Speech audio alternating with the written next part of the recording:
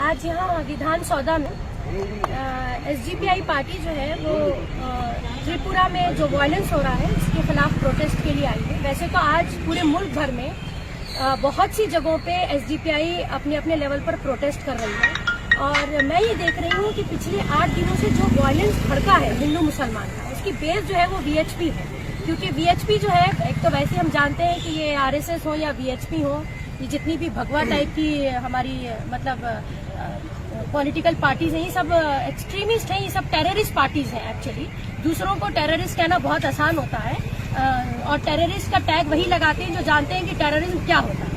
तो बहरहाल तो वीएचपी जो थी वो उन्होंने एक तरह की रैली निकाली और उनका ये मानना है कि वो रैली उन्होंने बांग्लादेश के खिलाफ निकाली। देखिए, बांग्लादेश में जो हुआ उसकी ग्राउंड रिपोर्ट तो हमें अभी बिल्कुल नहीं मालूम है, लेकिन जो कुछ बांग्लादेश में हुआ वो वायलेंस जो है उसे हम कंडम करते हैं। हम किसी भी शक्ल में वायलेंस हो हम उसे कंडम करते हैं, चाहे वो लिंचिंग हो, चाहे वो रेप हो, मर्डर हो या काऊ के नाम पे जो है लोगों को मार दिया जाता है।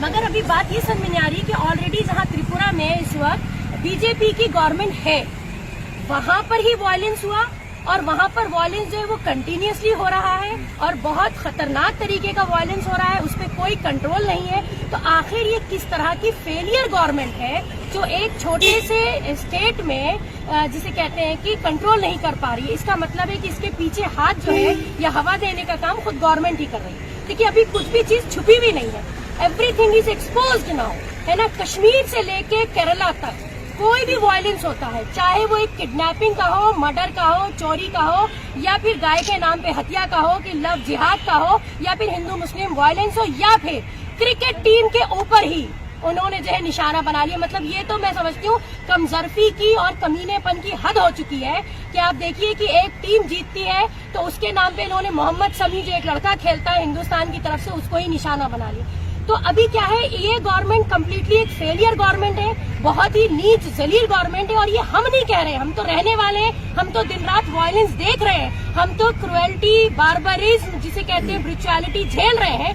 पूरी दुनिया आज हिंदुस्तान को शेम कर रही है, लेकिन हमारी समझ में नहीं आ रहा है कि ये किस मिट्टी के बने हुए हमारे अमित शाह और मोदी हैं कि जिनको जरा सी भी शर्म नहीं आ रही, गैरत नहीं आ रही है और इनको ये समझ में नहीं आ रहा है कि पाप का घड़ा वाकई भरने में टाइम लगता है, क्योंकि घड़ा है ना, बड़ा है तो भरते भरते टाइम लगेगा। लेकिन इनको ये कहावत खूब मालूम है, क्योंकि ये इन्हीं की अपनी कहावत है कि फटने में देर नहीं लगती है। तो देखिए, हम लोग जो है वो आके बहुत पीसफुली प्रोटेस्ट कर रहे हैं। हम हर बार आते हैं, हम हर बार हर गलत चीज के खिलाफ आवाज उठाते हैं। यहाँ पर आवाज उठाना सिर्फ मुसलमानों का मुद्दा नहीं है, यहाँ आवाज हम हर उस चीज के खिलाफ उठाते हैं जो गलत हो रही है। तो कहने का मतलब ये कि आवाज उठाते उठाते एक दिन ये हो जाएगा कि हमें यकीन है कि क्रुएल्टी दबेगी और हमारी आवाज जो है वही सुनाएगी। मैडम, नेशनल मीडिया जो है, मैं पूछना चाहती हूँ कहाँ गई अब हमारी अपोजिशन पार्टीज?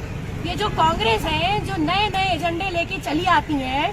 देखिए, एक बात मैं आपको बताऊं, हमारी बड़ी मुसीबत क्या है। बीजेपी आज सेंटर में आई क्यों है या बीजेपी स्टेट में आई क्यों है? क्योंकि हमारे पास एक फ्रैक्चर अपोजिशन है।